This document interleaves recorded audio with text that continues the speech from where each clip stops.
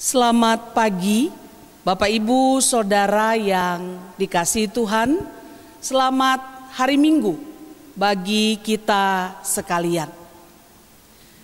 Melihat, merespon situasi negara Republik Indonesia seperti saat ini dengan merebaknya COVID-19, kami, Gereja Kristen Pasundan Sumedang, akan mengajak Bapak Ibu Saudara untuk tetap beribadah bersama, sekalipun bukan di dalam gedung gereja, tetapi melalui ibadah-ibadah yang kita lakukan di rumah-rumah, di tengah-tengah keluarga kita masing-masing.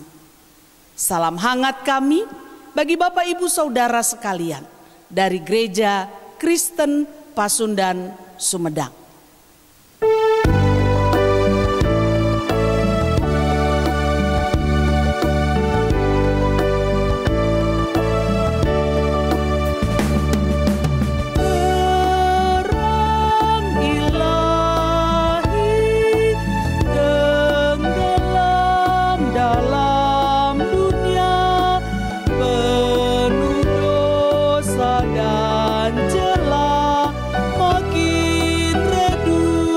Dan semakin gelap, mari rendahkan hati dan seluruh hidup.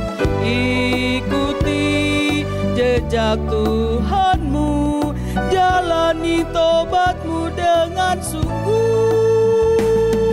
Ya Tuhan, ya Tuhan, tolonglah.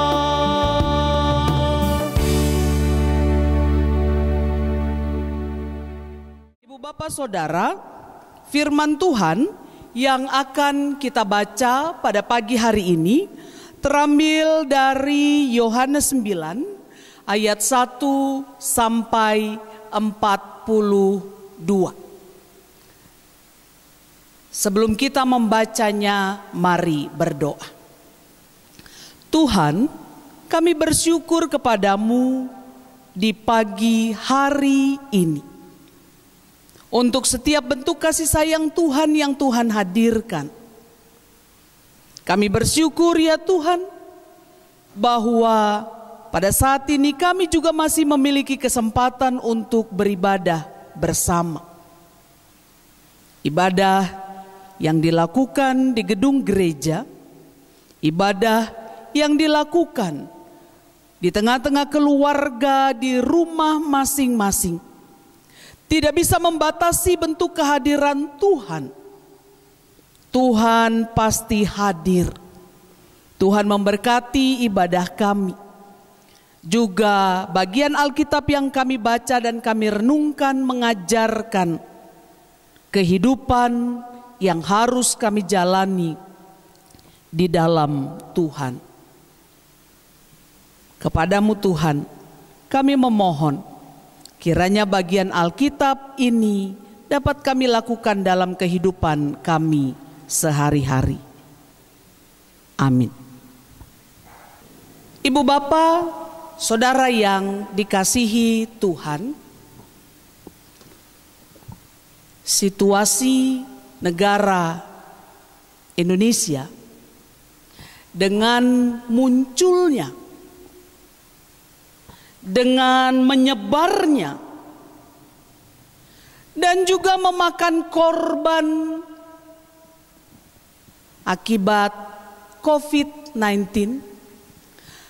tentu tidak mudah untuk kita hadapi.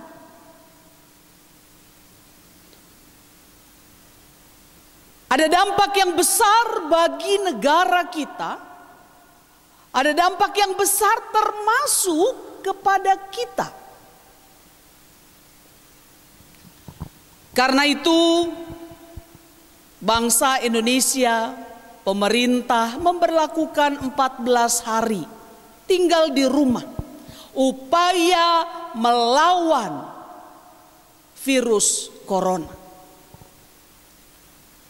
Dan upaya itu harus kita dukung. menjadi kesempatan kita bisa berada di rumah bersama-sama dengan anggota keluarga kita. Semua dilakukan, dikerjakan dari rumah, termasuk pekerjaan-pekerjaan kita. Kalau tidak terlalu penting untuk keluar dari rumah, kita berusaha supaya tetap tinggal di rumah. Lalu kemudian himbauan Majelis Sinode Gereja Kristen Pasundan untuk melakukan atau memindahkan kebaktian dari mimbar-mimbar besar di gereja kita kepada kebaktian-kebaktian keluarga di rumah kita masing-masing. Itulah yang harus kita dukung juga, Ibu Bapak Saudara. Karena itu hari ini pada tanggal 22 Maret dan minggu depan 29 Maret, maka Gereja Kristen Pasundan memindahkan ibadah-ibadah hari Minggu dari gereja ke rumah-rumah. Tidak mudah. Sudah diupayakan dengan perjuangan yang keras, kita tahu masih banyak hambatannya. Masih harus berhadapan dengan situasi-situasi sulit. Jadi mari kita bayangkan apa yang dialami, yang dirasakan oleh seseorang yang ditulis dalam pembacaan Alkitab kita tadi, sudah mengalami buta selama 38 tahun sejak ia lahir. Dunia ini baginya gelap. Dia tidak bisa melihat apa yang terjadi di sekitarnya. Betapa terbatasnya responnya terhadap apa yang terjadi di sekelilingnya karena dia buta. Sesuatu, Ibu Bapak Saudara, yang tidak mudah untuk dihadapi oleh orang ini. Apa yang bisa dia kerjakan di tengah-tengah kondisi fisiknya yang terbatas itu? Bagian Alkitab mengatakan ia menjadi pengemis. Aktivitas keseharian yang biasa dilakukan oleh orang banyak tidak bisa ia lakukan. Ia hanya duduk dan meminta belas kasihan dari orang yang lewat pada saat itu. Itulah keberadaannya. Itulah situasinya. Lalu orang-orang pada saat itu, Ibu Bapak Saudara, masih terperangkap dengan pemahaman yang sempit. Kenapa orang itu buta? Pasti ada dosa. Pasti ada kesalahan yang sudah ia lakukan, sehingga kebutaan itu adalah hukuman dari Tuhan. Lalu ketika orang banyak pada saat itu terperangkap dengan pemahaman seperti itu, apakah dapat memberikan kepedulian, perhatian, mau membantu? Oh, jangan harap itu. Ketika orang berada dalam pemahaman dia sudah berdosa, dia sudah melakukan kesalahan, berarti jangan dibantu, jangan ditolong, tapi dijauhi, disingkirkan dari kehidupan sosial. Mari kita lebih cermati, Ibu Bapak Saudara. Yang pertama adalah kita membaca pada ayat yang kedua. Ini pertanyaan murid-murid Yesus kepada Yesus. Saya akan bacakan. Rabi, siapa yang berbuat dosa?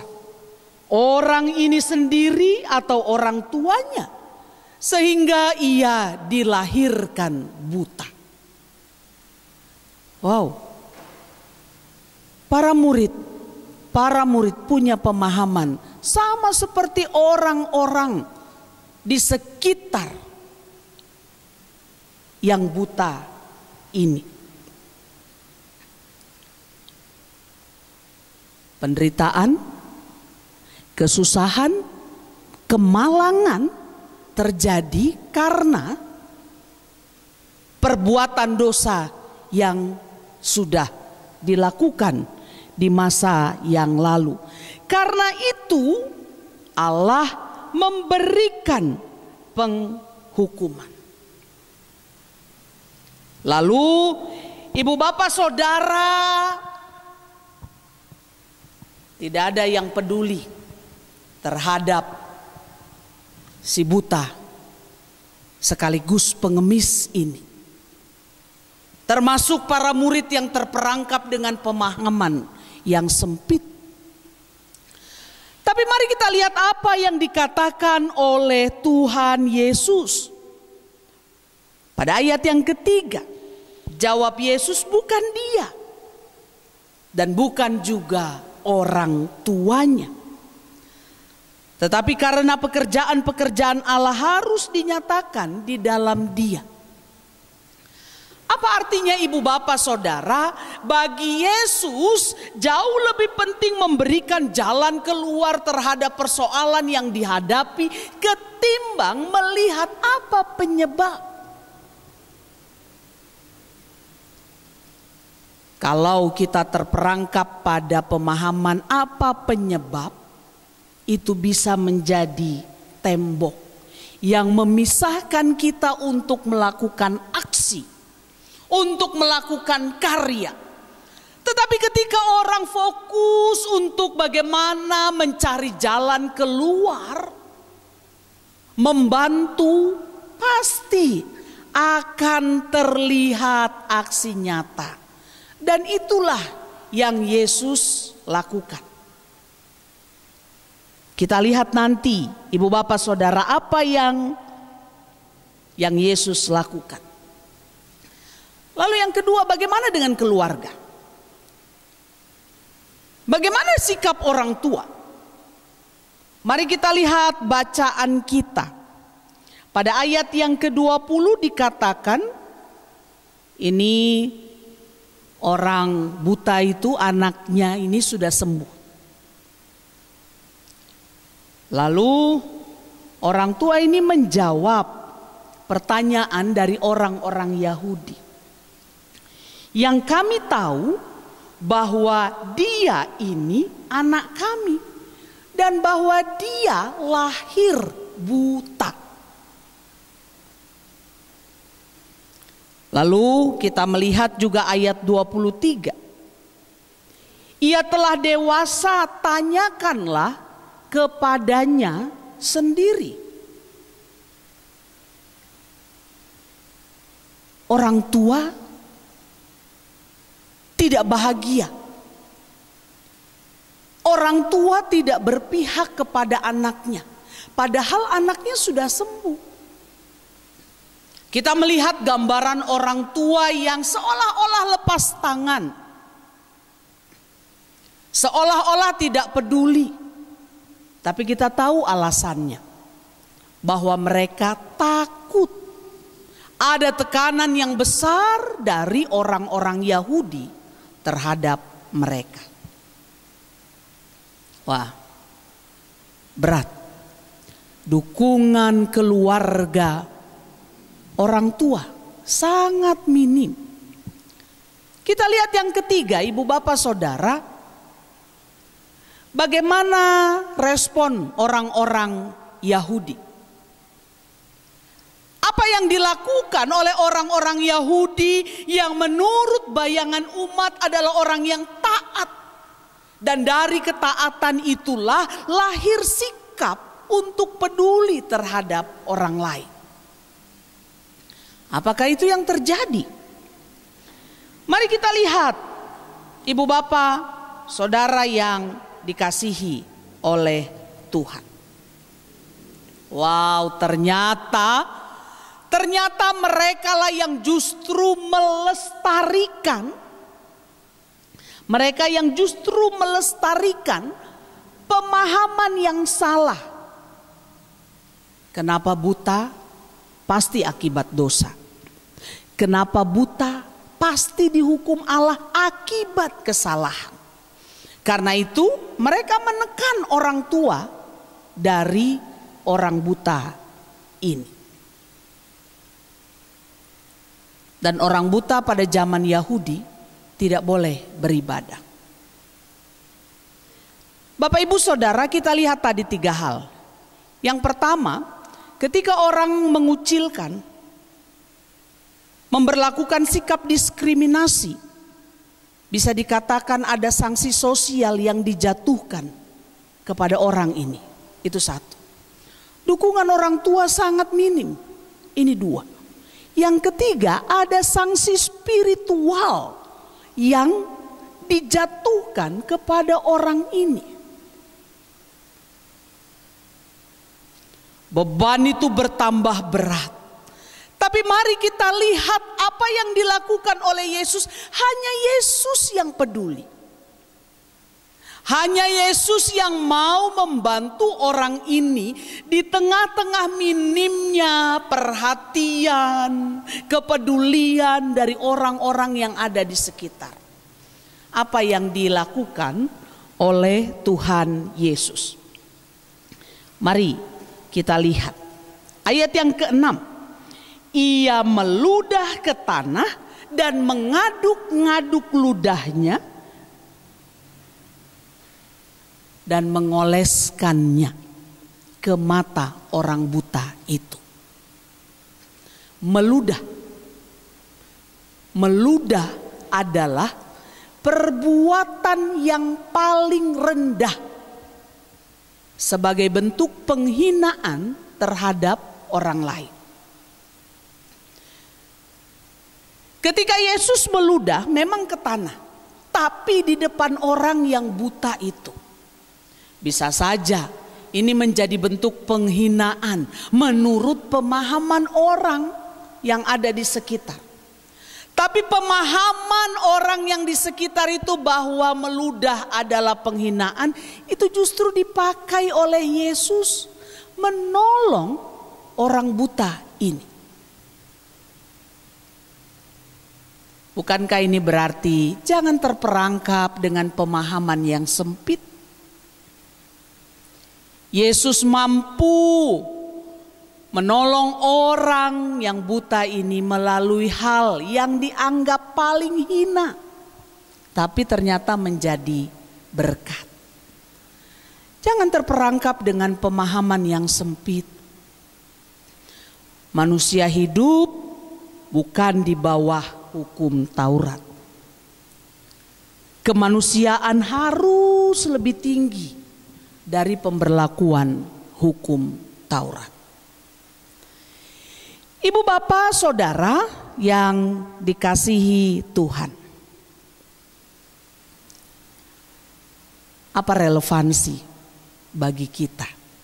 Apa maknanya bagi kita? Yang pertama adalah kita lihat Yesus. Yesus memusatkan, memfokuskan pelayanannya untuk membantu orang lain. Yesus mengasihi dunia, itu yang kita teruskan. Yesus peduli terhadap manusia, itu yang harus kita lakukan. Jangan abai memperhatikan orang lain yang dikasihi oleh Yesus. Jangan membenci sikap membantu orang lain, padahal orang lain itu sangat dikasihi oleh Yesus. Pada situasi seperti saat ini, ketika COVID-19 menjadi pergumulan yang berat, kita tahu ada orang-orang yang berada di garda paling depan untuk menolong pengobatan bagi pasien-pasien COVID-19. Apa bantuan kita untuk mereka? Jangan keluar rumah, itu wujud bantuan kita. Supaya tidak semakin banyak pasien yang harus mereka obati. Karena itu membuat mereka juga rentan dengan virus COVID-19.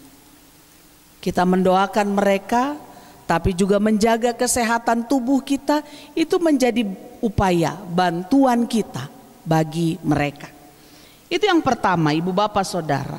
Lalu yang kedua, apakah karena dia buta, apakah karena dia pengemis, maka dia layak didiskriminasi, dijauhi? Bagi Yesus tidak. Dia pengemis, dia buta, ketika membutuhkan pertolongan, dia berharga bagi Yesus. Apapun kondisi manusia, sangat berharga bagi Yesus. Itulah sebabnya Yesus membuat terobosan baru di tengah-tengah ketidakpedulian orang-orang pada saat itu.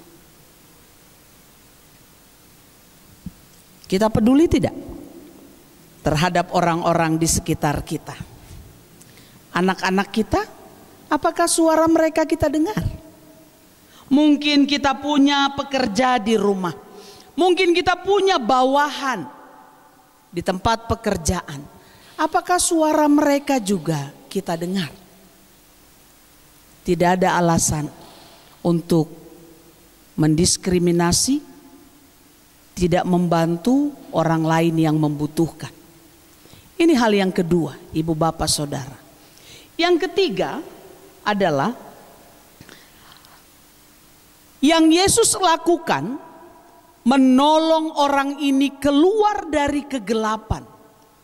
Bukan hanya kegelapan secara fisik karena dia tidak dapat melihat, tapi dari kegelapan kehidupan karena dia dijauhi, kurang didukung oleh keluarga, dan mendapatkan sanksi spiritual. Dunia ini gelap bagi orang itu. Yesus datang membawa terang. Ketika orang buta ini dapat melihat, terang itu ada, dirasakan. Itu yang harus kita teruskan. Kita menjadi terang di tengah-tengah dunia. Dunia yang gelap dengan banyaknya ambisi.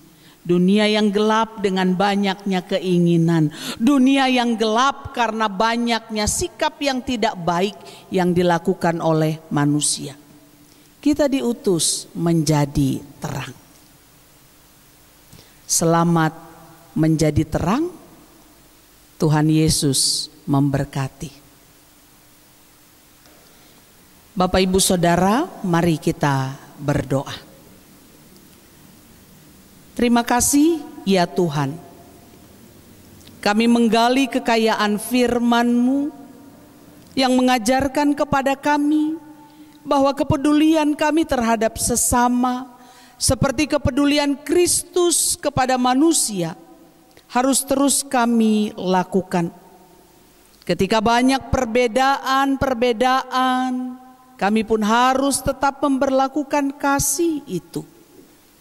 Ya Tuhan, mampukan kami menjadi terang di tengah-tengah dunia yang penuh dengan persoalan ini. Kristus adalah terang bagi kami. Sudah memberikan terang itu kepada kami.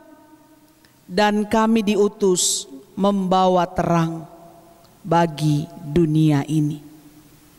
Di dalam Yesus Kristus kami berdoa, amin.